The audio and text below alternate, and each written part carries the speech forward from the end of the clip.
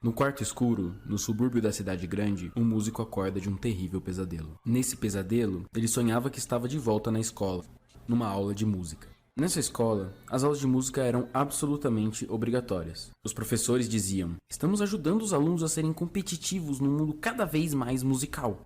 O Estado e um monte de educadores lideram o projeto, sem a presença de quase nenhum músico. Já que, de forma geral, os músicos colocam suas ideias no papel usando símbolos, a gente vai chamar esses pontinhos pretos e desenhos de álgebra musical. É absolutamente necessário que os alunos sejam fluentes rapidamente nessa linguagem. Afinal de contas, seria muito estranho uma criança começar a tocar música sem entender completamente toda a notação por trás de A a Z.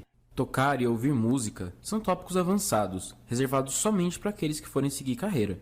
No ensino fundamental, os alunos aprendem a colocar os símbolos numa ordem que faz sentido, e trocá-los uns com os outros seguindo uma série de regras. Uma vez, meu professor me deu errado num exercício de escalas porque as minhas notas estavam com a perninha pro lado errado, diz um dos garotos. Educadores, em sua grande sabedoria, percebem que crianças bem novas já conseguem aprender e absorver rapidamente a instrução musical. Inclusive, é considerado vergonhoso que uma criança não aprenda os conceitos musicais rapidamente. Uma das mães chega a comentar: "Ai, vou ter que contratar um professor particular de música para o meu filho. Ele simplesmente não se aplica no dever de casa.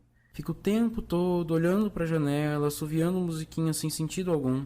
No ensino médio, a pressão aumenta. Os alunos devem compreender tópicos avançados em música para se preparar para os vestibulares, é claro. Também é claro que nem todos vão se tornar músicos, mas o vestibular vai cobrar mesmo assim. Além do mais, todo adulto deveria saber reconhecer uma fuga ou uma modulação, independentemente do fato de que eles nunca vão apreciar ou fazer uma. Suando frio, o músico percebe feliz que isso era apenas um pesadelo.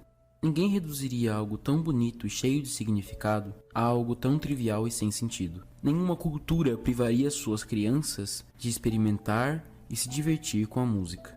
De fato, qualquer semelhança que você tenha percebido entre o pesadelo do nosso músico e o seu ensino de matemática não é mera coincidência. Infelizmente, esse é exatamente o método com que somos ensinados matemática. Os políticos querem melhores notas, as escolas querem mais investimentos. Mas as únicas pessoas realmente certas a respeito do ensino de matemática são as menos ouvidas, são os estudantes. Matemática é um saco, e de fato, da forma com que ela é tradicionalmente ensinada, é um saco mesmo. Esse aqui é o trecho de um manuscrito chamado O Lamento de um Matemático, publicado em 2009 por Paul Lockhart, professor e pesquisador de matemática americano. Agora que reconhecemos a grande falha presente no ensino de matemática, eu gostaria de propor uma nova maneira de se olhar. Continuando um pouco com o paralelo que eu sugeri antes, se eu te dissesse que um matemático é muito mais parecido com um pintor ou com um poeta do que com uma calculadora, você ficaria surpreso? Porque, afinal de contas, um matemático é um criador de padrões. Ao te apresentar a seguinte imagem, o que você vê?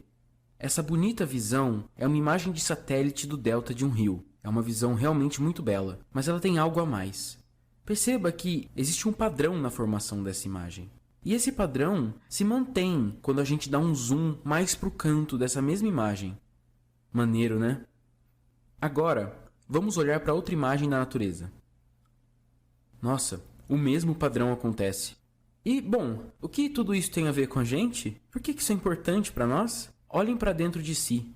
Olhem para dentro de nós mesmos. A rede de vasos sanguíneos do nosso corpo segue o mesmíssimo padrão.